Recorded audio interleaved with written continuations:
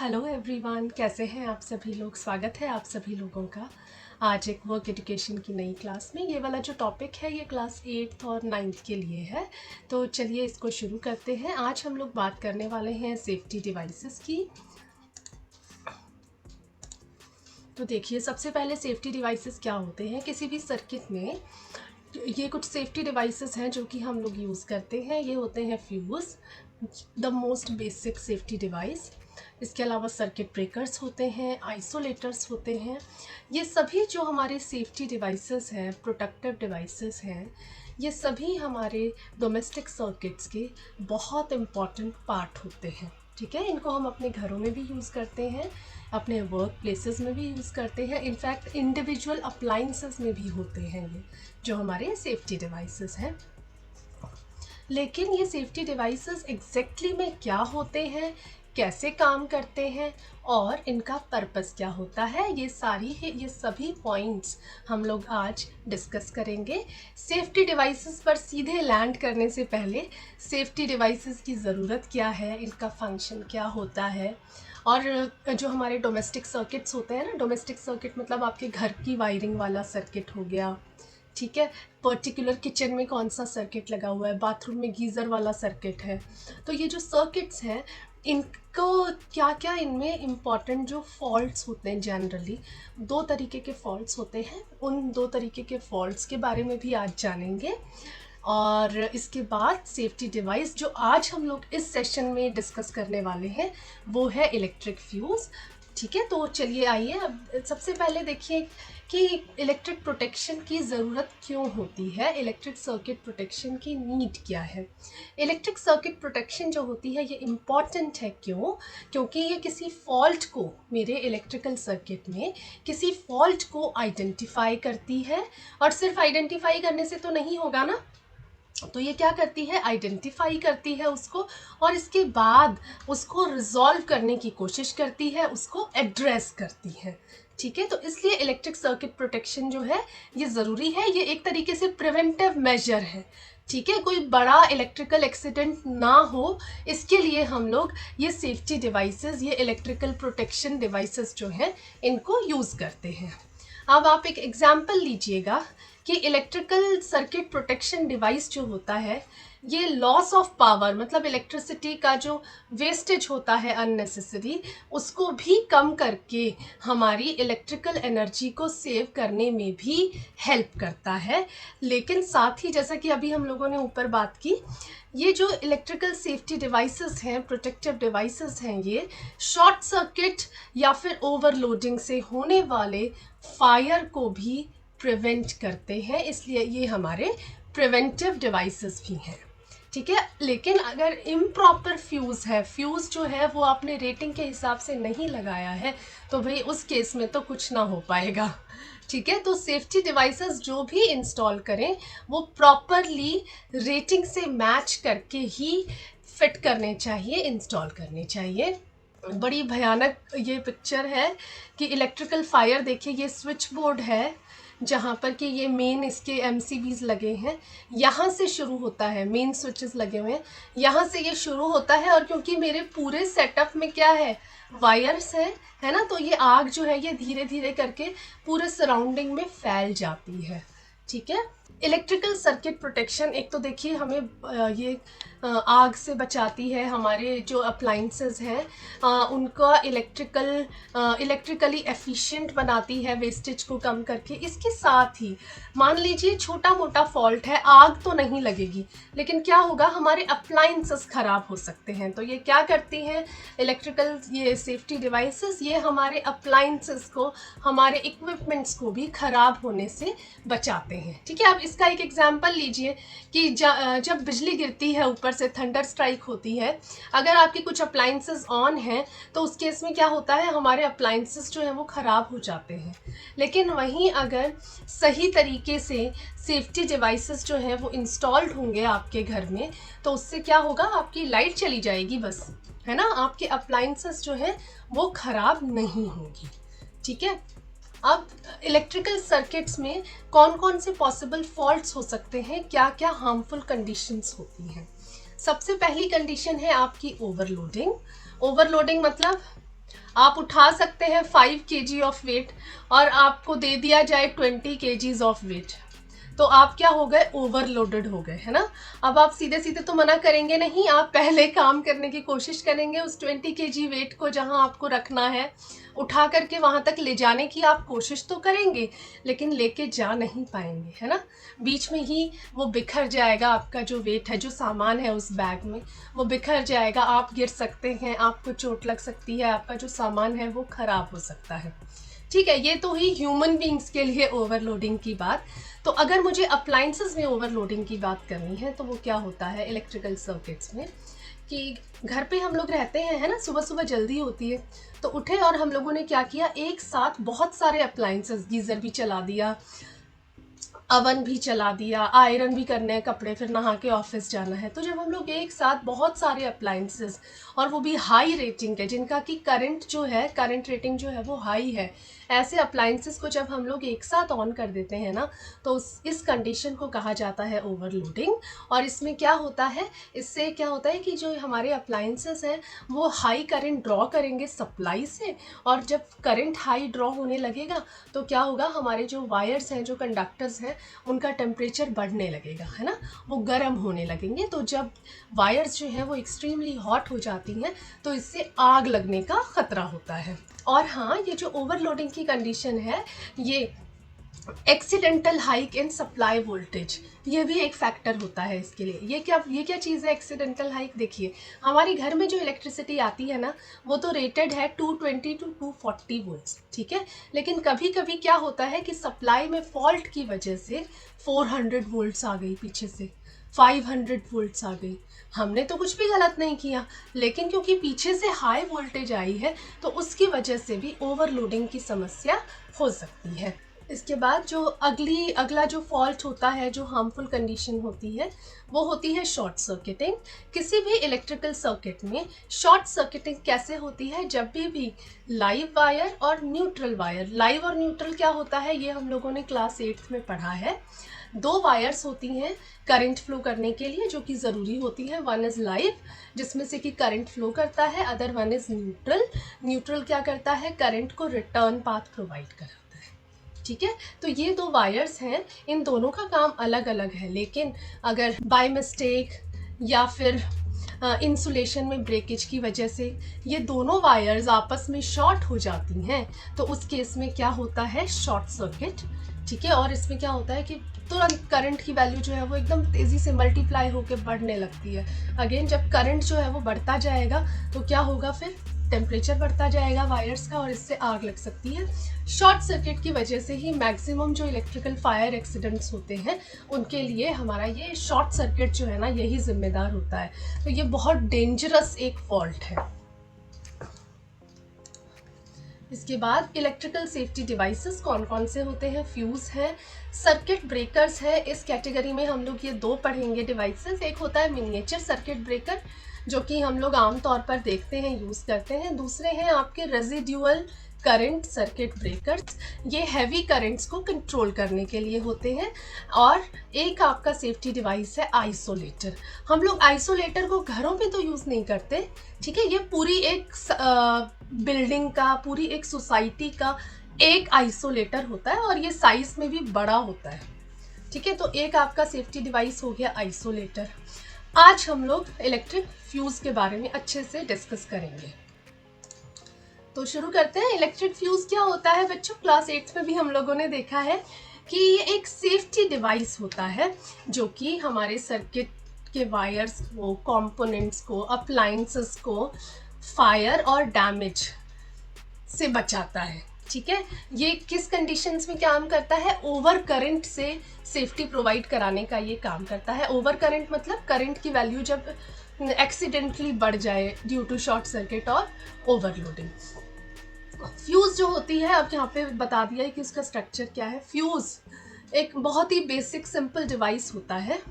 इसमें क्या होता है, एक पतला सा piece, thin piece of wire होता है जो कि स्पेशलाइज्ड मटेरियल से बना हुआ है। ठीक है, और ये क्या करता है, ये जब भी ओवर करंट कंडीशंस देखता है, अकर होती हैं ओवर करंट कंडीशंस, तो ये मेल्ट हो जाता है और पूरे सर्किट को आइसोलेट कर देता है। ठीक है, उस एक्सेसिव करंट से ब्लॉक कर देता है। अब ये हम आगे देखेंगे कि ये ब्लॉकिंग कैसे करता है, कैसे ये प्रोटेक्ट करता है हमारे अप्लायंसेस को, जबकि ये तो एकदम ही सिंपल एक वायर का टुकड़ा है बस, है ना। तो ये इतना बड़ा काम हमारे लिए कैसे कर पाता है। ये है फ्यूज़, ये डिवाइस फ्यूज़ है जो कि हम लोगों को जनरली नज़र आता है हमारे कुछ अप्लायंसेस में। और ये है बच्चों असेंबली फ्यूज़ेस, ठीक है। असेंबली फ्यूज़ हम लोगों के ये सेमीकंडक्टर डिवाइसेस जो होते हैं ना, उनमें ये यूज़ होते हैं। अब यहाँ देखिएगा, ये सिंबल्स हैं फ्यूज़ के अलग अलग इंटरनेशनल स्टैंडर्ड्स के अकॉर्डिंग। हम लोग जनरली जब भी ड्रॉ करते हैं तो ये वाला यूज़ करते हैं, थर्ड वन, IEEE ठीक है। और ये एक सर्किट मैंने ऐसे ही ड्रॉ करके आप लोगों को दिखाया है कि देखिए कैसे कहाँ पर जो फ्यूज़ है वो लगा होता है। सोर्स होता है पहले तो AC इनपुट, ठीक है। AC इनपुट तो हमारा पावर हाउस से जो आ रहा है वो है। इसके बाद इसके सीरीज़ में, इसके तुरंत बाद पहले हम लोग लगाते हैं फ्यूज़, ठीक है। और फिर फ्यूज़ के बाद लगे होते हैं हमारे अप्लायंसेस, जिसको कि मैं लोड से रिप्रेजेंट कर रही हूँ, ठीक है। और ये पूरा सर्किट जो है ये अर्थ, ये जो सिंबल है ये अर्थ या ग्राउंड का सिंबल है, ये भी हमको पढ़ना है आगे। तो ये अर्थ होना चाहिए पूरा सर्किट जी। तो अब हम लोग आ गए इलेक्ट्रिकल फ्यूज़ पे। इलेक्ट्रिकल फ्यूज़ एक सेफ्टी डिवाइस होता है, एकदम बेसिक, ठीक है। और ये हमारे अप्लायंसेस को प्रोटेक्ट करने का काम करता है। सबसे सिंपल और सबसे सस्ता जो है ये अप्लायंस होता है, ठीक है। और बहुत ही बेसिक है ये। अब इसका वर्किंग प्रिंसिपल क्या होता है, जो आपका फ्यूज़ होता है ये काम करता है बच्चों heating effect of electric current पे, ठीक है। इसमें क्या होता है कि एक कंडक्टर, एक वायर जिसके थ्रू करंट पास कर रहा है, तो क्या होता है वो धीरे धीरे गर्म होती जाती है, ठीक है। मतलब इलेक्ट्रिकल एनर्जी का कुछ पार्ट जो है वो हीट में कन्वर्ट हो जाता है, और ये जो होती है जनरली ये वेस्टेज होती है।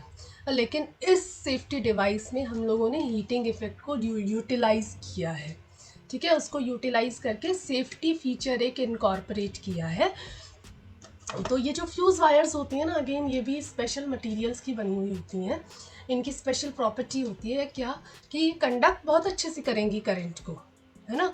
लेकिन वहीं जैसे ही इसका टेम्परेचर थोड़ा सा भी बढ़ेगा ना, ये मेल्ट हो जाएगी। देखिए यही कारण है कि फ्यूज़ वायर की जगह पे हम लोग कॉपर या एल्यूमिनियम यूज़ नहीं कर सकते, क्योंकि जनरली कंडक्टर्स के मेल्टिंग पॉइंट्स तो बहुत हाई होते हैं, है ना। लेकिन ये जो मटेरियल है फ्यूज़ वायर का, ये स्पेशलाइज्ड मटेरियल है, अलॉइंग करके बनाया जाता है, क्योंकि किसी भी मेटल में, अवेलेबल मेटल्स जो हैं उनमें ये फीचर नहीं होता कि उनका जो मेल्टिंग पॉइंट है वो बहुत कम हो, ठीक है। तो इसलिए अलॉयज़ यूज़ करके हम लोग फ्यूज़ वायर्स बनाते हैं। इलेक्ट्रिकल फ्यूज़ जो है ये ओवर करंट प्रोटेक्टिव डिवाइस है। ओवर करंट दो वजह से हो सकता है, ओवरलोडिंग या फिर शॉर्ट सर्किटिंग। ये एक सेक्रीफिशियल एलिमेंट होता है। सेक्रीफिशियल मतलब ये खुद मेल्ट हो जाता है, खुद टूट जाता है, लेकिन हमारी पूरी वायरिंग को और अप्लायंसेस को प्रोटेक्ट कर जाता है, ठीक है। तो सेक्रीफिशियल क्यों कहा इसको, क्योंकि एक बार ये मेल्ट हो जाए उसके बाद तो इसको फिर रिप्लेस ही करना पड़ता है। तो ये अपने आप को सेक्रीफाइस करके हमारे अप्लायंसेस को प्रोटेक्ट करता है, इसलिए इसको सेक्रीफिशियल डिवाइस भी कहते हैं, ठीक है। और ये क्या करता है, ये खुद मेल्ट हो जाएगा तो क्या होगा, अभी हमने सर्किट में देखा था कि सप्लाई के तुरंत बाद हम लोग फ्यूज़ लगाते हैं, है ना। तो जब हमारा फ्यूज़ जो है वो खुद ही मेल्ट हो जाएगा तो उसके आगे तो करंट जाएगा ही नहीं, तो वहाँ पे क्या हो गया, ओपन सर्किट। इसलिए यहाँ पे ये टर्म यूज़ करी है कि ये क्या करते हैं, हमारे ये सर्किट को ओपन कर देते हैं जब भी एक्सेसिव करंट जो है वो सर्किट में फ्लो होने लगता है किसी भी फॉल्ट की वजह से, ठीक है। और इस तरीके से ये सिस्टम को आगे डैमेज होने से बचा लेता है। यहाँ पर ये देखिए दो फ्यूज़ के ये पिक्चर्स हैं, इमेजेस हैं सॉरी। एक में देखिएगा ये जो फ्यूज़ है ये वर्किंग कंडीशन में है, फ्यूज़ वायर जो है वो इंटेक्ट है, ये इसका कवर है, ठीक है। ये देखिए यहाँ पर क्या हुआ, ओवर करंट की वजह से जो मेरा फ्यूज़ वायर है ना वो मेल्ट हो गया, ठीक है। मेल्ट होके ये ब्लोन फ्यूज़ है, अब ये किसी काम का नहीं है, तो मुझे क्या करना पड़ेगा, ये पूरा का पूरा फ्यूज़ जो है इसी को ही रिप्लेस कर देना होगा। इसी वजह से इसको हम लोग सेक्रीफिशियल डिवाइस कहते हैं। वर्किंग काम कैसे करता है, जब भी नॉर्मल करंट फ्लो हो रहा है सर्किट में अंडर नॉर्मल ऑपरेटिंग कंडीशंस, जो नॉर्मल करंट होगा वो फ्यूज़ के थ्रू पास होता है। हीट जो है वो फ्यूज़ एलिमेंट में थोड़ी थोड़ी प्रोड्यूस तो होती है, लेकिन वो डिसिपेट होती जाती है, ठीक है, जो आसपास हवा है उसकी वजह से। तो इसीलिए फ्यूज़ का जो टेम्परेचर है वो लो ही रहता है, मेल्टिंग पॉइंट तक नहीं पहुंच पाता। लेकिन जब भी कोई फॉल्ट होता है तो शॉर्ट सर्किट करंट जो है क्या होगा, वो सबसे पहले आपके फ्यूज़ एलिमेंट के थ्रू जाएगा, पास होगा, ठीक है। अब इस करंट का क्योंकि मैग्नीट्यूड वैल्यू इसकी बहुत हाई है, तो क्या होगा कि जो आपकी फ्यूज़ वायर है उसका टेम्परेचर भी बहुत बढ़ जाएगा। अब क्योंकि उसका तो मेल्टिंग पॉइंट लो है, तो क्या हुआ, वो जो फ्यूज़ वायर है मेरी वो मेल्ट हो जाएगी, ठीक है। तो वो मेल्ट हो जाएगी और फिर इसके बाद फ्यूज़ हमारा ब्लो हो गया, बस इसके बाद आगे करंट फ्लो करेगा ही नहीं। फ्यूज़ जो है उसने अपने आप को सेक्रीफाइस कर दिया हमारे सिस्टम, हमारी वायरिंग और हमारे अप्लाइंसेस की सेफ्टी के लिए। फ्यूज़ का कंस्ट्रक्शन, फ्यूज़ के दो मेन पार्ट्स होते हैं। एक तो फ्यूजिबल एलिमेंट जो अभी हमने अंदर वायर देखा था, ठीक है, ये मेटल कंडक्टर मेटल वायर की फॉर्म में होता है और इसके दो सेट्स ऑफ कॉन्टैक्ट्स होते हैं जिनके बीच में इसको वायर कहीं तो लगानी पड़ेगी ना, हवा में तो नहीं टंगी रह सकती, तो दो कॉन्टैक्ट्स के साथ इसको फिक्स करते हैं। और एक इसका केस या कार्ट्रिज होती है। अगर इस डायग्राम को मैं दोबारा दिखाऊं तो देखिए, ये जो अंदर आप देख रहे हैं ये है इसका फ्यूज़ एलिमेंट और इसके साथ में अंदर ही है इसके दो कॉन्टैक्ट्स, और ये जो बाहर आप देख रहे हैं ना ग्लास का बॉक्स जैसा, ये है इसका कार्ट्रिज या फिर कवर। इसके बाद फ्यूज़ वायर के लिए कुछ इम्पॉर्टेंट पॉइंट्स। फ्यूज़ वायर जो होती है वो जनरली अलॉय होती है लेड और टिन की। ये जो हमारे डोमेस्टिक फ्यूज़ेस होते हैं ना, जिनमें कि करंट का वैल्यू कम रहता है, वहाँ पर हम लोग लेड और टिन को यूज़ करते हैं। इसमें जो लो मेल्टिंग पॉइंट वाली प्रॉपर्टी है वो मिलती है हमको लेड से, ठीक है, और जो कंडक्टिंग प्रॉपर्टी है वो हमें मिल जाती है टिन से। मेल्टिंग पॉइंट इसका कम होता है और ये सर्किट को ब्रेक कर देती है जब भी करंट जो है वो सेफ वैल्यू को क्रॉस करता है। ये इम्पॉर्टेंट पॉइंट है कि फ्यूज़ वायर की थिकनेस और उसकी लेंथ जो होगी ना, वो करंट रेटिंग पर डिपेंड करेगी कि मैक्सिमम करंट कितना अलाउएबल है उस सर्किट में, ठीक है। और ये अभी हमने पहले भी डिस्कस किया था कि हमेशा जो फ्यूज़ वायर होती है उसको सीरीज़ में कनेक्ट किया जाता है इलेक्ट्रिकल सर्किट्स में। सीरीज़ में कनेक्ट करेंगे तभी तो करंट पहले इससे जाएगा, फिर इसके बाद आगे सर्किट में फ्लो करेगा, ठीक है। अब इसके बाद फ्यूज़ वायर का मटेरियल क्या हो सकता है, उसकी क्या प्रॉपर्टीज़ होती हैं, देखिए। सबसे पहले मेल्टिंग पॉइंट कम होना चाहिए, बहुत इंपॉर्टेंट प्रॉपर्टी है। कंडक्टिविटी हाई होनी चाहिए, कंडक्टिविटी हाई होगी तभी तो आगे करंट फ्लो करेगा, है ना। और इसमें कोई ऑक्सीडेशन की वजह से कोई डिटेरियोरेशन नहीं होनी चाहिए, जैसे रस्टिंग का प्रॉब्लम इसमें नहीं होना चाहिए। कॉस्ट कम होनी चाहिए क्योंकि सैक्रिफिशियल डिवाइसेस हैं, ये बार बार इनको चेंज करना पड़ता है। टिन, कॉपर, सिल्वर ये जनरली हम लोग यूज़ करते हैं। और हाँ, जहाँ पर 10 एम्पियर से कम का होता है अलाउेबल करंट, वहाँ पर हम लोग लेड और टिन यूज़ करते हैं, ठीक है। और 10 एम्पियर से ज़्यादा है तो टिन की जगह हम लोग सिल्वर या फिर कॉपर को यूज़ करते हैं। रेशो भी दिया हुआ है, लेड जो है वो 37% और टिन जो है वो 63% होगा लेस देन 10 एम्पियर के एप्लीकेशंस में। इसके बाद फ्यूज़ की ज़रूरत क्या है, राम कहानी का एक इम्पॉर्टेंट पार्ट। हम लोगों को फ्यूज़ की ज़रूरत क्यों पड़ती है, क्योंकि फ्यूज़ जो है वो सेफ़ होते हैं, है ना, हमारे सर्किट्स के लिए और हमारे लिए सेफ़ होते हैं। लो कॉस्ट प्रोटेक्शन होती है, पावर कंट्रोल और करंट सेंसिंग की। लो कॉस्ट है क्योंकि इसमें वही एक सिंपल वायर ही तो यूज़ हो रही है, ठीक है। और ये ऑप्टिमम कंपोनेंट प्रोटेक्शन प्रोवाइड करती है, कैसे, फॉल्ट करंट्स को लो वैल्यू पे रख के। इसलिए कहते हैं कि फ्यूज़ वायर जो आप यूज़ करें ना, फ्यूज़ प्रॉपर रेटिंग के होने चाहिए, ठीक है। आप जब भी अपने किसी अप्लायंस के लिए या अपने घर के लिए भी फ्यूज़ खरीदने जाएं तो उससे पहले आपको पता होना चाहिए कि आपके उस पर्टिकुलर सर्किट में कितना मैक्सिमम करंट जो है वो अलाउएबल है। इसके बाद आए आपके फंक्शंस। फ्यूज़ क्या क्या काम करता है हमारे लिए, देखिए। फ्यूज़ जो है वो इलेक्ट्रिक सर्किट और ह्यूमन बॉडी के बीच में बैरियर का काम करता है, ठीक है। बैरियर मतलब भाई एक बैरियर है, मतलब रोक लेता है करंट को। इसके अलावा device failure, faulty current operation की वजह से अगर फ्यूज़ ना हो तो हमारे डिवाइसेस ख़राब हो जाए, तो डिवाइसेस को, हमारे अप्लायंसेस को फेल होने से, ख़राब होने से बचाता है। शॉर्ट सर्किट्स को प्रिवेंट करते हैं फ्यूज़, ओवरलोड्स और ब्लैकआउट्स को प्रिवेंट करते हैं, और मिसमैच्ड लोड्स की वजह से जो डैमेज हो सकते हैं उनको भी ये प्रिवेंट करते हैं।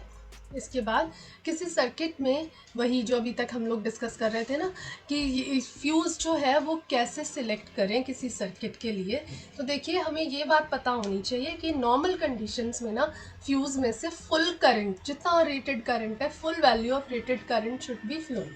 ठीक है, तो इसके लिए आपको फुल रेटेड करंट जो है आपके सर्किट का वो पता होना चाहिए। लेकिन जैसे ही ओवर करंट आए, ठीक है, ड्यू टू एनी फॉल्ट, तो क्या होना चाहिए, फ्यूज़ तुरंत मेल्ट हो जाना चाहिए, और इस तरीके से क्या होना चाहिए कि फ्यूज़ जो है वो हमारा ब्लो कर जाए, तो इस तरीके से वो आर्किंग को भी प्रिवेंट करेगा। ठीक है, अब इसके बाद properly select a fuse, the following criteria must be followed. Voltage rating आपको पता होना चाहिए, एसी है या डीसी है ये भी पता होना चाहिए, क्योंकि डीसी के लिए अलग फ्यूज़ होते हैं। करंट रेटिंग आपको पता होना चाहिए, नॉर्मल ऑपरेटिंग करंट कितना है वो पता होना चाहिए, melting integral I square R, sorry I square T, current का स्क्वायर इनटू टेम्परेचर। ठीक है, टेम्परेचर के अकॉर्डिंग करंट का कितना राइज हो रहा है ये फैक्टर आपके पास होना चाहिए। ओवरलोड कंडीशंस के बारे में आपको पता होना चाहिए। इक्विपमेंट्स और कंपोनेंट्स आप लोग कौन कौन से यूज़ कर रहे हैं जिनकी आपको प्रोटेक्शन करनी है वो आपको पता होनी चाहिए। और इसकी कंसिडरेशंस क्या होती हैं, installation cost, ease of removal, क्योंकि ये तो सेक्रीफिशियल डिवाइस है, इसको तो हम लोगों को एक बार भी अगर शॉर्ट सर्किट हुआ तो हमें इसको फिर रिप्लेस ही करना है ना, तो इसलिए इसको निकालना आसान होना चाहिए। इसका फिजिकल साइज़ जो है, हमारे पास जितना स्पेस अवेलेबल है एक फ्यूज़ के लिए उसके अकॉर्डिंग होना चाहिए, यानी कि फ्यूज़ का साइज़ बहुत बड़ा ना हो। इसके बाद हम आते हैं इम्पॉर्टेंस ऑफ इलेक्ट्रिक फ्यूज़ पे। इलेक्ट्रिक सर्किट में अलग अलग, मतलब कि डिफरेंट वायर्स होती हैं, बैटरी होती है या एसी सोर्स हो गया, है ना, स्विचेस होते हैं, और हमारे होते हैं अप्लायंसेस। ठीक है, ये होता है कि इलेक्ट्रिक सर्किट में क्या क्या है। फ्यूज़ जो है उनका रोल बहुत इम्पॉर्टेंट है ना, क्योंकि वो देखो हमारी इतनी सारी चीज़ों की प्रोटेक्शन करता है, एक बेचारा सिंगल वायर वाला डिवाइस। ठीक है, तो ये शॉर्ट सर्किट, ओवरलोडिंग इनसे बचा लेता है हमारे उन अप्लायंसेस को, हमारी वायरिंग को। वायरिंग तो आजकल देखिएगा सारी under ground, under ceiling, walls के अंदर वायरिंग होती है, तो अगर वायरिंग एक बार डैमेज हो जाए ना, वो एक बहुत बड़ा खर्चा हो सकता है ना। इसके लिए हमें पहले अपनी वायर्स को अपनी वॉल्स को डिसमेंटल करना पड़ेगा, प्लास्टर उनका हटाना पड़ेगा, सीलिंग का प्लास्टर हटाना पड़ेगा अगर वायरिंग में फॉल्ट है, तो अगर मुझे वायरिंग चेंज करनी है तो, है ना, तो इस बड़े खर्चे से हमें ये एक छोटा सा फ्यूज़ बचा लेता है।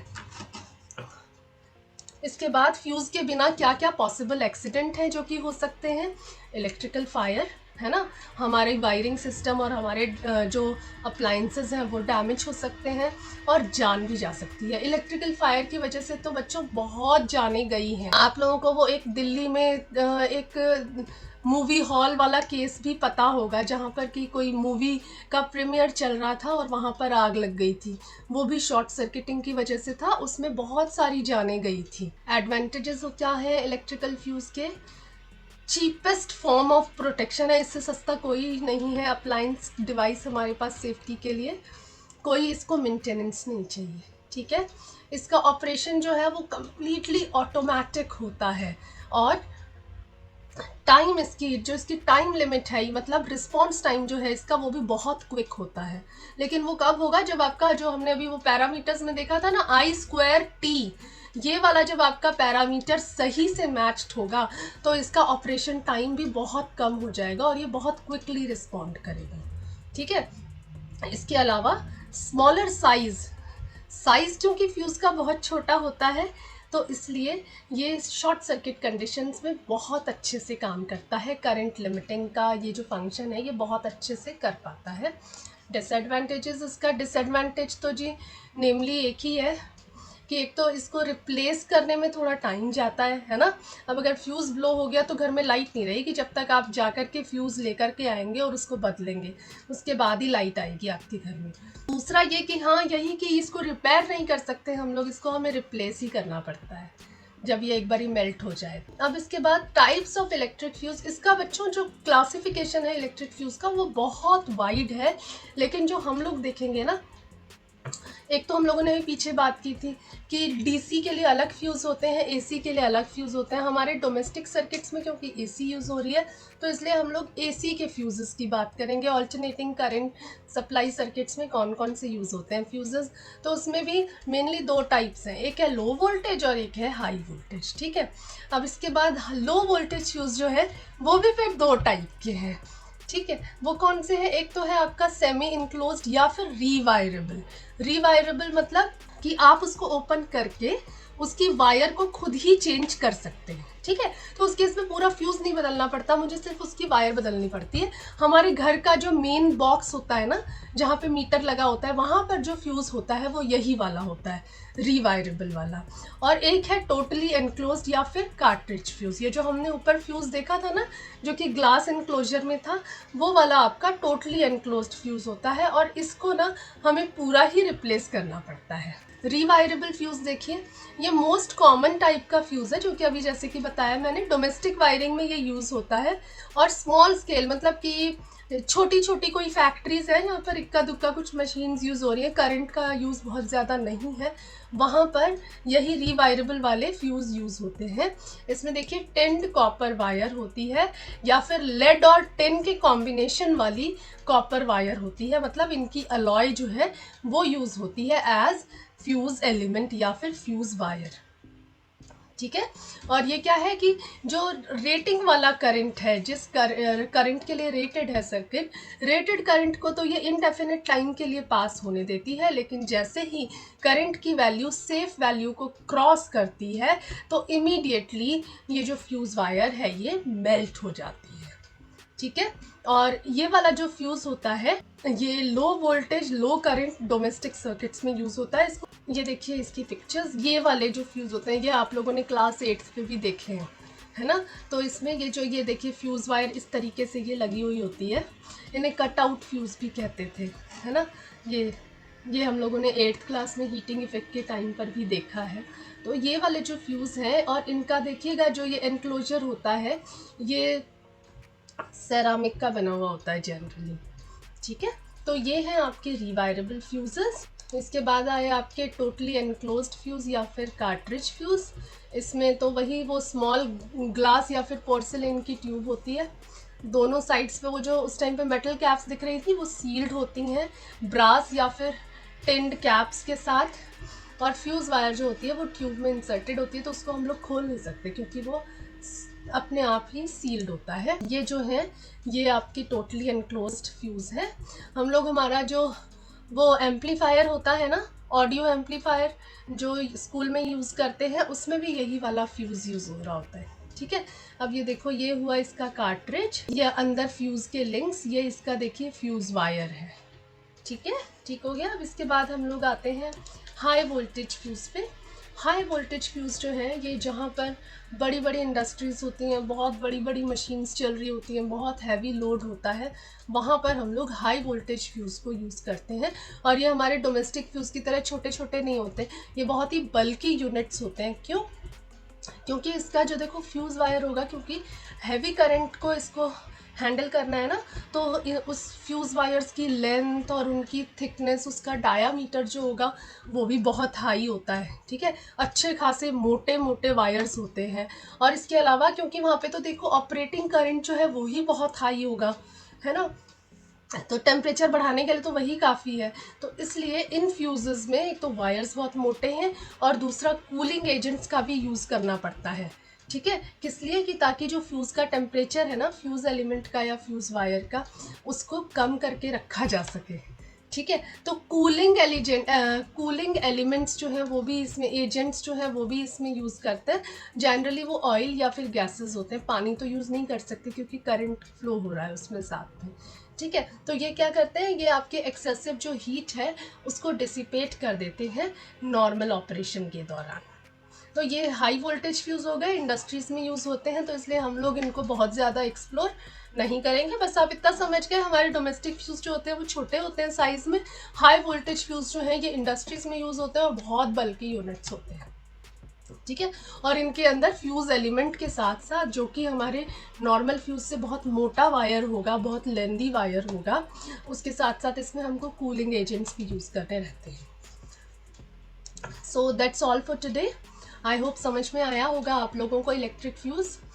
तो अब नेक्स्ट क्लास में हम लोग सर्किट ब्रेकर्स के बारे में पढ़ाई करेंगे। तो तब तक के लिए आप लोग अपना ध्यान रखिए, सुरक्षित रहिए और फ्यूज़ को बहुत अच्छे से बच्चे समझ लीजिएगा। तो मिलते हैं एक और नए वीडियो में, तब तक के लिए bye and take care of yourself.